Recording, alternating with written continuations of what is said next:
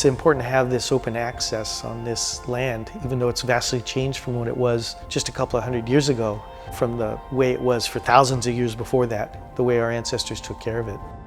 But the essence of it's still here, and it's important for people to remember the history behind it, to remember where they came from and who they are.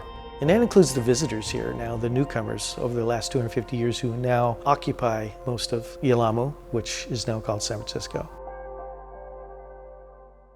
History did not start here in 1776. This land had been cared for and loved for 10,000 years plus by Ohlone ancestors, the Ramaytush Ohlone people.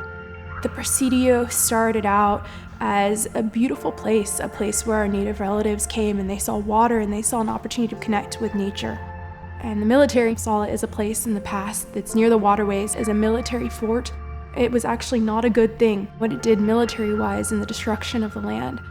Up until 1924, you could collect bounty from scalps for the Indians in the state of California and be reimbursed by the government.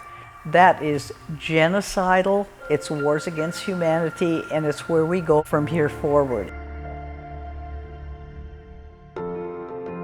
I first heard about the decommissioning of the Presidio as a military base in the early 90s. The Earth Day in 95 and the Aloha Festival in 97 were really significant for the larger Native American community of San Francisco and California.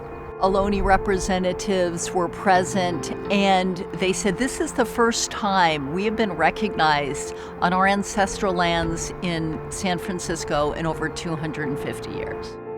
Presidio actually turned into a place of healing and restoration.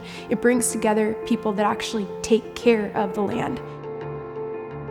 A lot of the programming that we do out here in the Presidio is with our community culture and land stewardship program. We've been doing that for about 5 years in partnership with the Golden Gate National Parks Conservancy and the Presidio Trust. We bring folks that normally might not get out because we don't have a cultural center in San Francisco, and we bring them out here to be together, to connect, to steward the land. One really strong example of how Native people have specifically helped steward and maintain this land is Elk Holland Springs, one of the original natural drinking springs that was restored by American Indian and Indigenous people. I think that we've seen a lot of really great progress here in the Presidio with allowing a lot more engagement from the Ohlone people. We have had a California Big Time here, which brings all of our California dancers together to celebrate the first fruit of the season and celebrate our culture here. And so it was really nice to have that here in the Presidio. It's important to remember that we all come from this fundamental place of what we call nature now.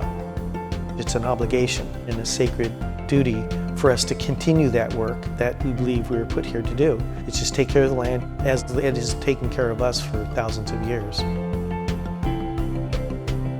The staff and the people that have been here at the Presidio feel like a second family to me. They welcome our Native youth, our Native elders, and they bring us in here with open arms. And to me, the Presidio really does feel like a place where we belong. And while Presidio isn't a perfect place, while it's had a really dark history, it's also had a beautiful history. And I think how Presidio has done things over time can be a really great example of what San Francisco could be to bring healing in partnership with American Indians.